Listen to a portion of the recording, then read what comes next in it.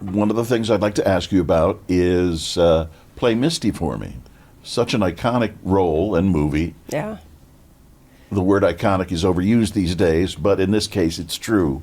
What do you remember from making that?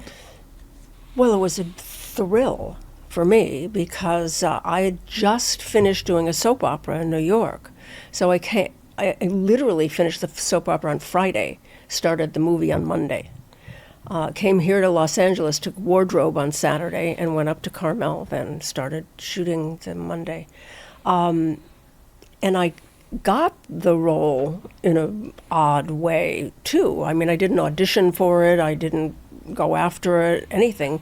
They just called me up and they said, "You got this movie with Clint Eastwood." And I went, "What? How did I do that?"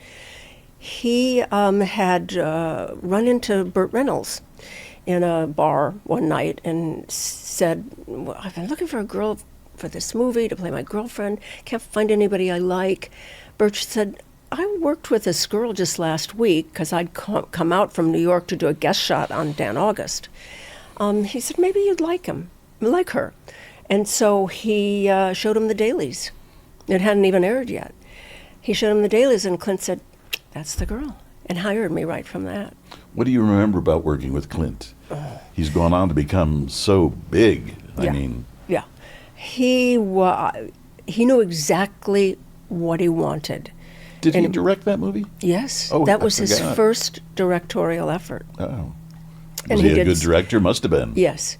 He brought it in under budget and under time in his first movie. That's highly unusual. But he knew exactly what he wanted. He hired the actors exactly because he knew they could do what he wanted. So there was not a lot of input from him when you were doing a scene or when anyone was doing a scene. They call action, they do the scene, and it was over. Very seldom did you do it more than once or twice. He just knew exactly what he wanted.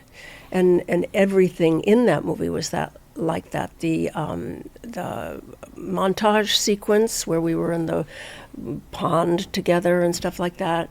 He knew the music that he wanted for that. Everything. He was wonderful, and he was really nice. Yeah, that's been my impression too when I've encountered him. Yeah. I was at the Deauville Film Festival once when he was being honored there. And he walked past me in the reception line where the press was. And his wife said, "You should go talk to Steve. He's a pretty good reporter." And so he came back. And he was very nice. It was he said, "My wife says I should talk to you, so go ahead, ask your questions." Oh, nice. Okay. Yeah. There was a nude scene in Play Misty for Me. I think the only one of your career. I think it is. Yeah. Was that difficult to do? Well, here's the rest of that story about him being nice. It wasn't in the script. So I got there and he came to my dressing room one day and he knocked on the door and he said, "We're going to do this montage." She said, "Well, really? It's not." "Well, let me tell you about it. It's, this, and we're on the floor of the forest and in the pond and everything, and we're naked." I went, "Oh, my parents are not going to like that." And he said, and he played me the music the first time ever I Saw Your Face, which is the most beautiful song. He played me the music. He said, "I have a real vision for this, and it's going to be very beautiful and everything." He said, "But if after we're done, I'll show it to you. And if you think it's at all lascivious or not nice or whatever, I won't put it in the film." And he did. And of course, it's beautiful. It's a beautiful thing. The song is beautiful. The way he shot it is beautiful. And I had no problem with it at all.